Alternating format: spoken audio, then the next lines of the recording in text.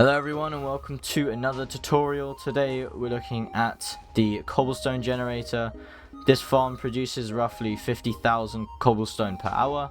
It's pretty efficient and it does its job pretty well. So this video will be split up into two parts. The first part will be me explaining how this works, and the second part will be me actually building it for you guys to see. So let's get in with the explaining on how this works.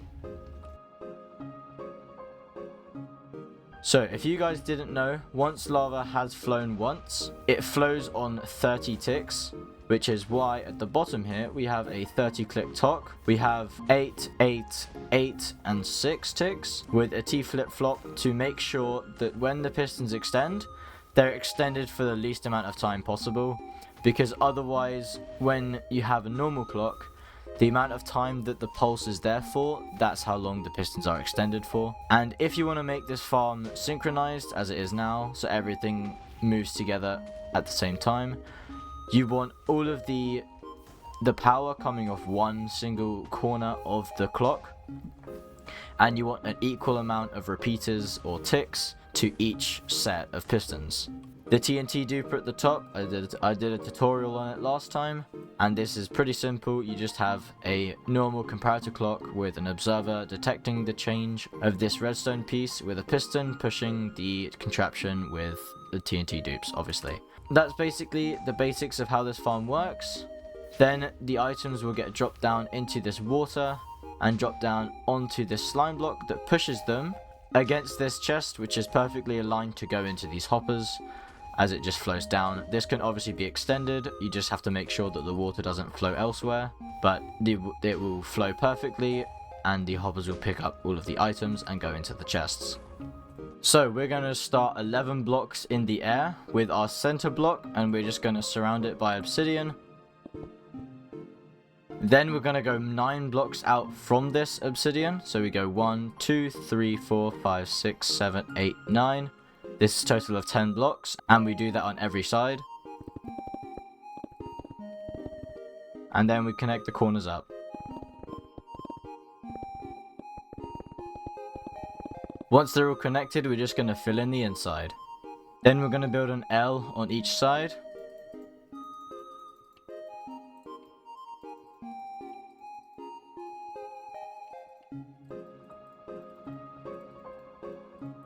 And then we connect them up by adding extra L's along the sides like this. Then what we're going to do is we're just going to place water sources on the top side of these blocks all the way around. And that will make a perfect water flow to the middle. Then on the middle of each side, we're going to build up 5 blocks. 1, 2, 3, 4, 5. 1, 2, 3, 4, 5. 1, 2, 3, 4, 5. 1, 2, 3, 4, 5. Then we're going to want to waterlog these leaves. And 2 blocks away from them, we're going to make a tower to be able to hold the lava that we're going to place in there. Again, 5 blocks high to meet the height of the leaves. Once you place the lava in, we can see that there is now cobblestone generating. If we were to break this, it would generate again. Once all of the lava is placed behind the cobblestone, we're going to place our sticky pistons.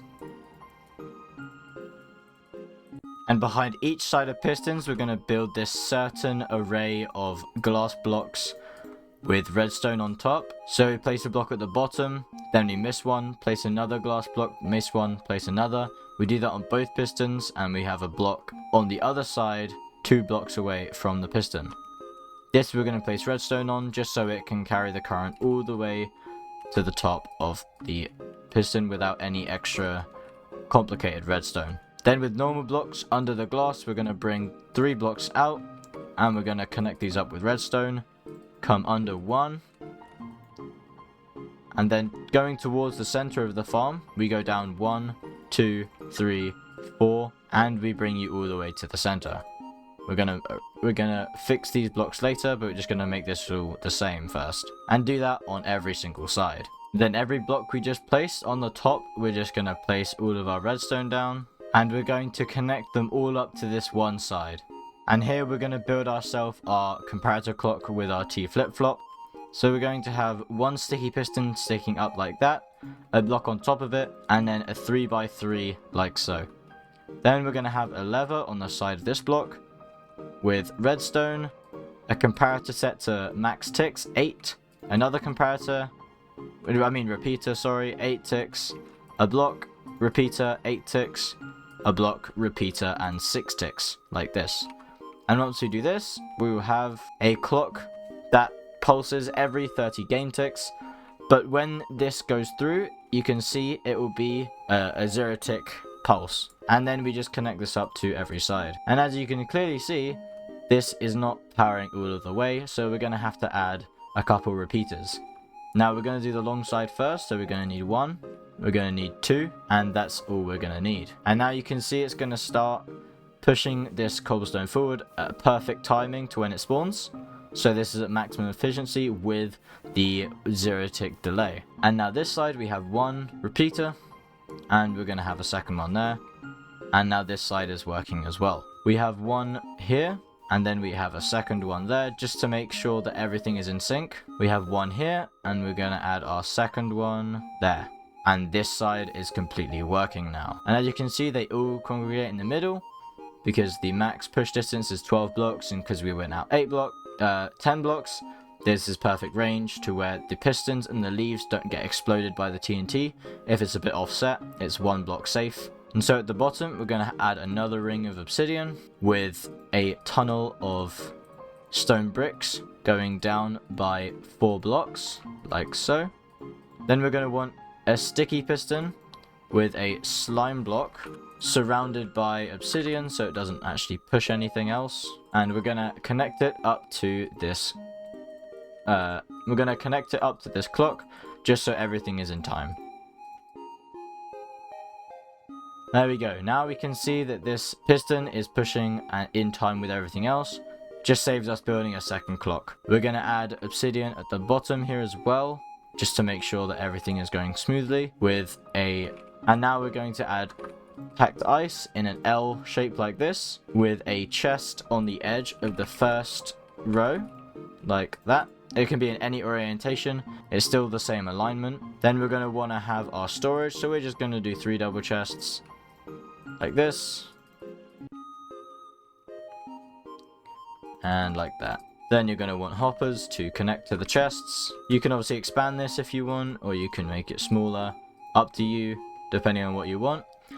Then we're just going to basically cover this and make sure that no water can just flow out.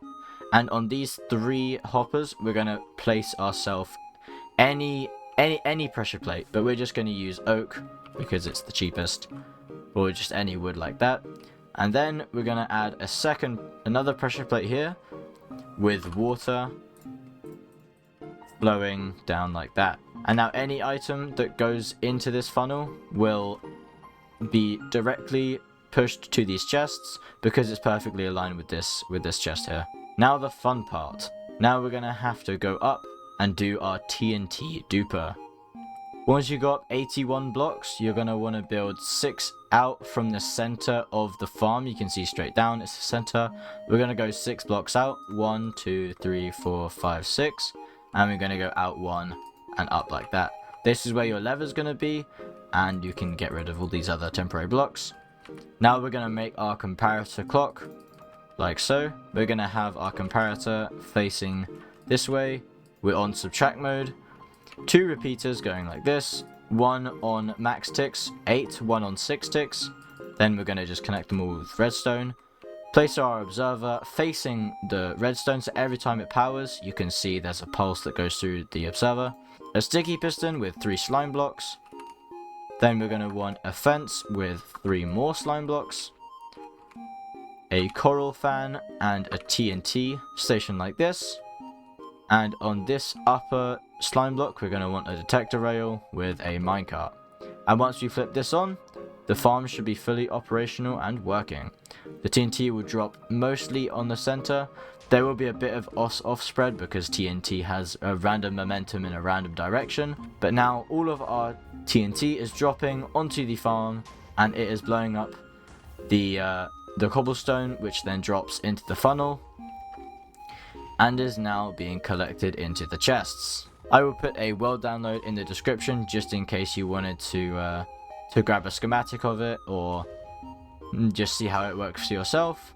So yeah, I'll see you in the next video. Thanks for watching, and have fun getting your cobblestone.